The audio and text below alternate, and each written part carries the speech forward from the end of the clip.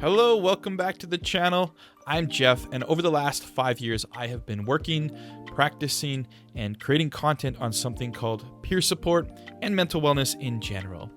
And in today's video, we are going to look at who peer support is for. Now, I just want to start by saying that this is my personal opinion. These are just people that I've come across, and this is just a list that I have made personally.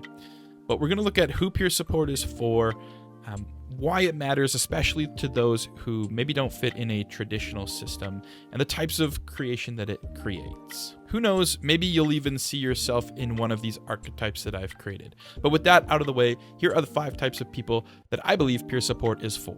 Number 1, people who don't feel safe asking for help.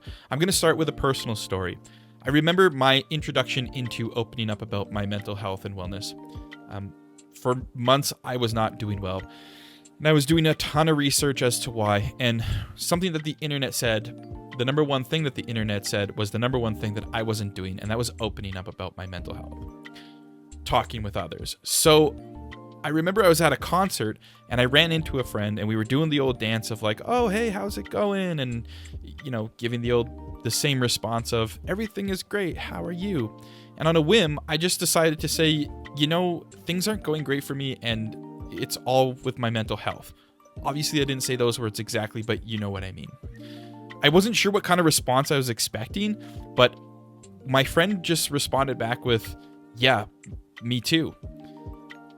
Over the next probably 20 or 30 minutes, we got into a conversation just talking about mental health and mental wellness. I remember asking a lot of questions of, what have you done? What's helping? Things like that. And honestly, it was pretty enjoyable and something that I'll never forget.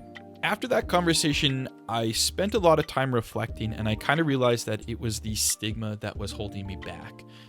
I never really felt worthy of my pain. I always felt ashamed. I always felt like if I was sharing, I was a burden and that something was wrong with me. I think that's true for a lot of people, and it's something that I think is beautiful about peer support. Peer support makes space for those kinds of conversations where it's okay to not be okay. Peer support workers are not there to try to fix or anything, but they can be a gateway into opening up about mental health and mental wellness. Number 2, people who aren't always seeking advice. Now, I'm just going to read this off the paper so I get the name right. But in an article written by Professor Thomas G. Plante, PhD, published by Psychology Today, giving people advice rarely works, and it can often do more harm than good.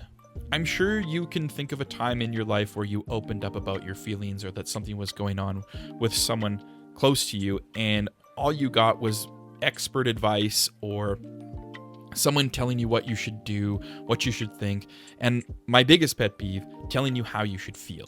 The article goes on to explain why this can be frustrating, why this can cause more harm than good, but basically not everything needs to be fixed. Not everything has a solution. And when you're trying your best, or what you think you're trying your best to do, and you open up to somebody, there's a level of vulnerability and trust that's there. And when advice is given, especially unsolicited, that trust is broken. Sometimes what you really need is to just talk things through with someone who is there to just listen. And that's a big thing that peer support offers. It's not about having the answers. It's about offering presence, creating connection, and creating a safe space to be vulnerable and to open up. Number 3, people who feel alone in what they're going through. Loneliness, not to be confused with solitude, in my opinion, is one of the main enemies of mental wellness. If you remember my story from earlier, you'll know why. It's often because of how we think will be perceived by others. For me, it was the perception of being weak, being overdramatic, and being broken. So essentially what we do is we hide the things that might have the potential and the capability to bring us closer together. One of my favorite things to explore is the concept of a blue zone. Basically, if you're unfamiliar, researchers have found these areas in the world like Okinawa, Japan, and Sardinia, Italy, where people are living longer, they're having much happier, healthier lives, and they're exploring as to why this might be. One of the most powerful and consistent findings is that these places have a very strong sense of community. That kind of social connection has been tied to lower rates of depression, anxiety, and even dementia. In my opinion, this is what makes humans fascinating. We all share the same core emotions: happiness, sadness, grief, joy. But what's strange is that we carry them alone. By sharing the feelings and the experience of loneliness, or even tools and methods and things used to manage loneliness, peer support acts as a type of a conduit to connection. Number 4, people who are thinking of or already working on themselves. When I started my journey and exploration into my own mental health and mental wellness, I started with things like YouTube videos, self-help books, podcasts, things like that. And I found it wasn't until I added that human connection in where some of the pieces started to click.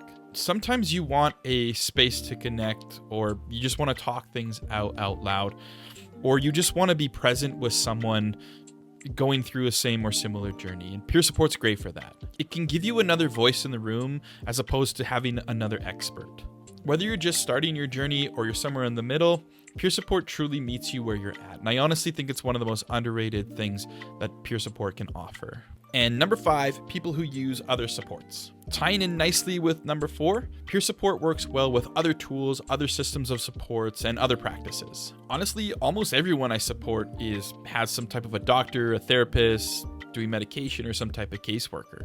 Sometimes peer support is recommended to them, and sometimes they seek it out on their own. And the best part is that peer support doesn't replace traditional support systems. It adds to it. It creates a space for stuff that needs maybe a more human connection, maybe a more emotion to emotion connection. It doesn't always fit in the traditional systems and things that we use. In some cases, I've been told that peer support is the only place where somebody can actually truly honestly be vulnerable and be themselves. So whether you're working on yourself or you're part of a care team, peer support is honestly just something you can just add to your toolkit. So there you have it. There, in my opinion, are the 5 types of people who I believe could get a lot of value and a lot of benefit from peer support. But let me know what you think. Have you experienced peer support?